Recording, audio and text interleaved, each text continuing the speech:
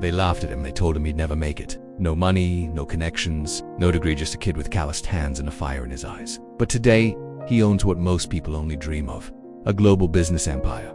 Private jets, real estate portfolios, respect, power, freedom.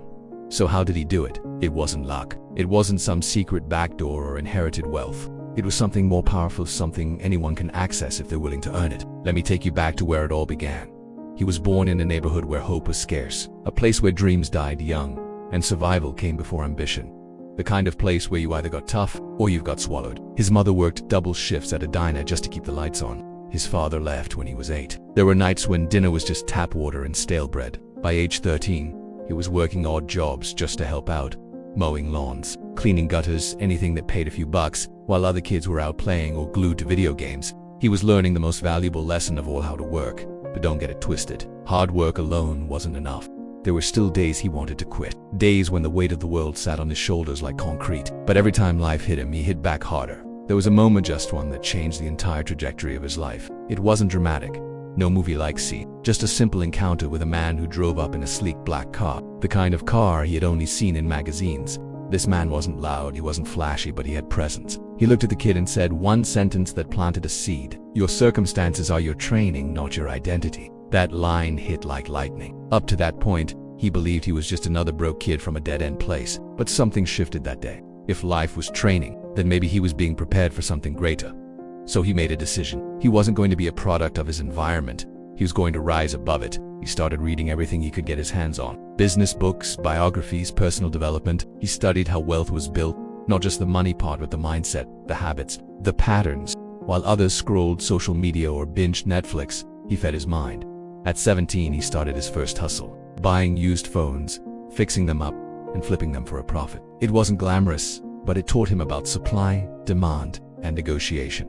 He turned $200 into $2,000 in a month. It wasn't life-changing money, but it was proof. Proof that he could create value and get paid for it. That little win lit a fire. He reinvested every dollar back into his business. He skipped parties, ignored distractions, cut out negative influences. His focus became ruthless. He knew he couldn't afford to waste time, because time was all he had. At 19, he launched an e-commerce store selling home workout gear. He lost nearly everything he had saved. But instead of folding, he took it as a lesson. He studied why it failed: bad marketing, poor product selection, no brand presence. So he pivoted. This time, he focused on a niche. He built a small brand around authenticity and storytelling. He shot product photos himself, packed orders at midnight, sent handwritten thank you notes in every box, and slowly, it started to grow. Not in massive viral waves, but steadily, month by month. First 100 in sales, then 1,000. Soon, influencers were reaching out. Major retailers took notice. By 23, the brand was pulling in 6 figures annually. But he wasn't satisfied. He understood something most people miss. Success is not a destination. It's a foundation. With his first business generating cash flow, he started investing stocks, crypto, and eventually real estate. While others chased fast money, he looked for long-term value. He bought his first rental property at 24 using seller financing and some saved capital. It wasn't pretty, a fixer-upper in a not-so-great neighborhood, but it was and it taught him about leverage, tenants, contracts, and cash flow. By 26, he owned 5 properties. By 2018, he had launched 2 more e-commerce brands and co-founded a startup that developed sustainable packaging solutions. It landed a deal with a major Fortune 500 company.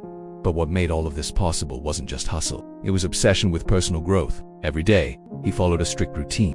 Wake up before dawn, read, train, plan, execute. He treated his time like currency and he didn't let it leak. He turned down distractions disguised as opportunities. He said no more than he said yes. And most importantly, he kept learning. He surrounded himself with people who challenged him, paid attention. He built not just businesses but relationships.